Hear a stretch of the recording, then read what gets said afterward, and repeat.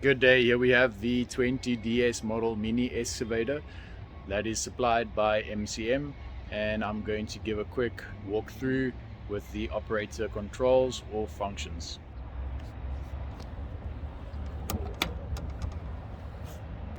The 20DS has a cold start swinging to the left in the mornings if it's cold, and then one click to the right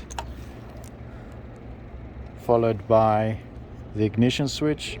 The ignition switch immediately triggers the starter, so this shouldn't be kept in for long. As soon as your engine swings or cranks, then you release this button.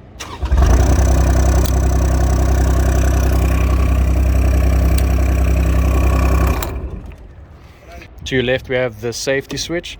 By putting this in the downward position, you're now engaging your hydraulics. Your front controls, we have the two track levers. This lever controls your left track, this lever controls your right track. On the left hand side we have a foot pedal. This controls your auxiliary all the way to the front. We have auxiliary ports already installed, two directional. If you are not going to be using it, that is to prevent any accidental operation, and then this can be used as a foothold. On your right we do have the swing of your boom. That's left swing and right swing to the right.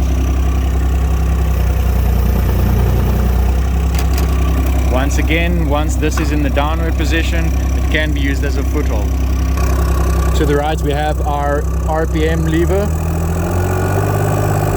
We also have our dozer blade lever.